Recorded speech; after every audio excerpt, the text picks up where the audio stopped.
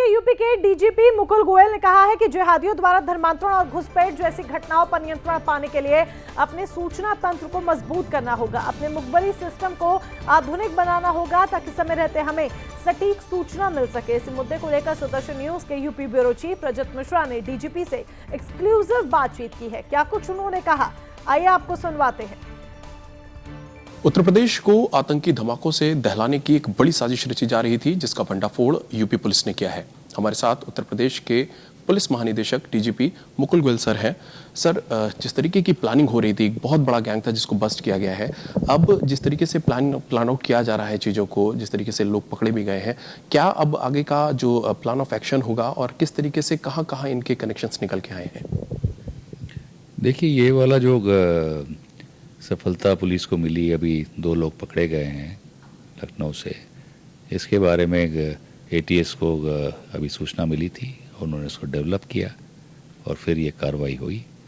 लेकिन इसमें अभी काफ़ी कार्रवाई बाकी है। अभी इन आतंकवादियों को, जिनके पास से असला और विस्फोटक बरामद हुआ था, उनको पुलिस रिमांड पे लिया गया है, उनसे पूछताछ जारी है।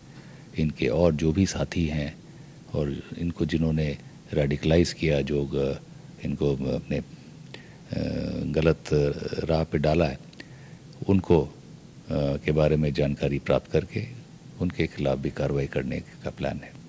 सर, सवाल ये बार बार पूछा जा रहा है कि 7 साल लगे इन लोगों को सर्च आउट करने में, निकालने में, तो ये कहीं फेल्योर था इंटेलिजेंस का जिसके कारण इतना समय लगा, या फिर इन लोगों के काम करने का तरीका ऐसा है जिसके कारण इनको ट्रेस आउट करने में दिक्कत हो रही है? नहीं, देख, वही चीज़ है कि इन सब ऑपरेशंस में टाइम लगता है, क्योंकि जो इस तरह काम करते हैं वो बहुत केयरफुल भी रहते हैं और कोशिश उनकी यही रहती है कि वो ना पकड़े जाएं और तरह तरह के अपने जो कम्युनिकेशन चैनल्स भी अपने बदलते हैं, रहने की जगह भी बदलते हैं।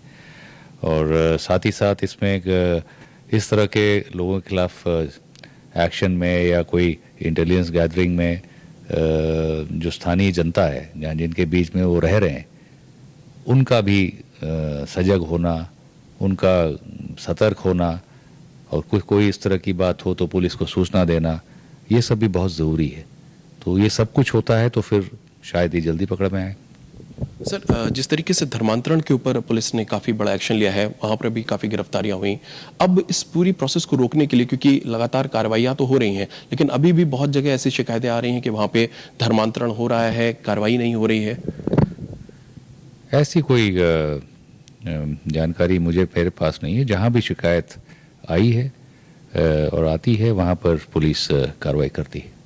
घुसपैठ को लेकर भी सर काफ़ी कुछ अभी पिछले कुछ हाल फिलहाल के दिनों में गिरफ्तारियां हुई हैं, खासतौर पर वेस्ट यूपी में काफ़ी ज़्यादा गिरफ्तारियां हुई हैं। ये एक पॉलिटिकली चूंकि कनेक्टेड भी है, और चूंकि जो घुसपैठियां हैं वो बाद में वोटर बनकर पूरा डेमोग्राफिक चेंज भी करते हैं। तो आप ये मानते हैं कि चैलेंज है इन घुसपैठियों को निकालना, क्योंकि यही बाद में कहीं ना कहीं टेररिस्ट के तौर पर भी सामने आ रहे हैं?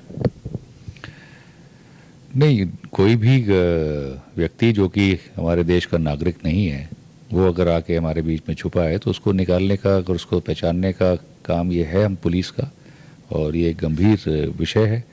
इस पे पुलिस सजग है। अभी हाल में एटीएस ने इसमें अच्छी बड़ी कार्रवाई भी की है, और इसमें अभी जो हमारा ऑपरेशन है ये भी जारी है, और एटीएस इसमें अभी और आगे मेहनत करके कार्रवाई करेगी।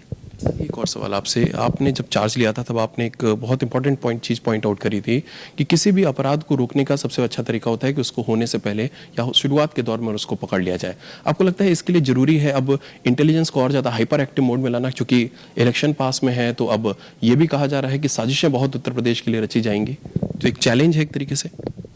नहीं, बिल्कुल सही कहा आपने। कोई भी अपराध ना हो, इसके लिए इस तरह का माहौल बनाना चाहिए, पुलिस को कार्रवाई करनी चाहिए। और ख़ास तौर पे जो बड़े अपराध हैं, आतंकवादी घटनाएं वगैरह, इस तरह आतंकवाद और घुसपैठ, इनसे निपटने के लिए जनता का सहयोग बहुत आवश्यक है। पुलिस को जनता के साथ मिलकर इसमें कार्रवाई करनी पड़ेगी। अपने अभी सूचना तंत्र को मजबूत करना पड़ेगा और टेक्नोलॉजी की सहायता लेनी पड़ेगी, और त्वरित कार्रवाई करके उनके मंसूबों को उनके खिलाफ लड़ना पड़ेगा। एक अंतिम सवाल इसी से रिलेटेड है। आपने जिस तरीके से सूचना तंत्र की बात करी है, बार बार सवाल ये खड़ा होता है कि पुलिस हाईटेक हो रही है, लेकिन पुलिस का जो बेसिक एक काम करने का तरीका था मुखबिरी सिस्टम के आधार पर, वो कहीं ना कहीं छूटता चला जा रहा है। और इसीलिए ऐसी जगहों पर जो लोग छुपे होते हैं, इनको जब तक टेक्नोलॉजी ना हो तब तक पकड़ में नहीं आती, इनकी सूचनाएं पुलिस को नहीं मिल पाती। आपको लगता है कि वो जो बेसिक तरीका था उसको फिर से रिवील करने की जरूरत है?